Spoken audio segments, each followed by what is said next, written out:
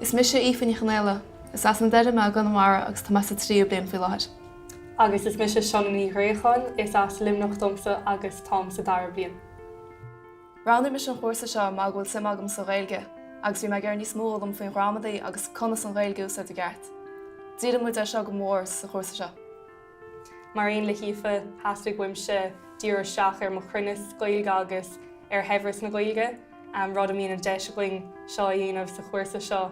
Agus taíonn sé go mórlam cinnal díor seo tois nach raibh Gailge agam ó bhuachas seo cinnal an deistá go manis fiabhsáil mhór chuir mo chud Gailge. Is cuasa an fracticú lei seo agus thosamid ag duna Aistriúcháin sa chéad blion. Tá me si sa tríú blion inis agus seo an blion bhís mu duna socrúcháin aibre. Tá má dhéana seo leis an achtamh san Ollscoil agus tá duna Aistriúcháin ar teacs leabhar agus leabhar suíthir don tasta sóisiirí.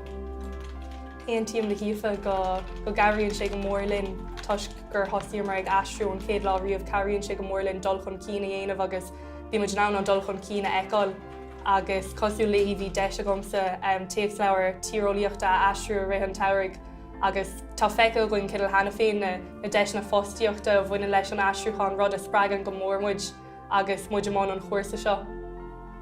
Mar dúirt Shannon is deisiúntacha seo agus tuair se cúnachain machchaite agus mu ag tóireacht post. Agus mar aon le Aoife bhálinn go mór de gachtain an tábhar seo ranú marall ar na deisna a bhaineann leis agus marall ar a hena bhí agus tá sé mar ábhar.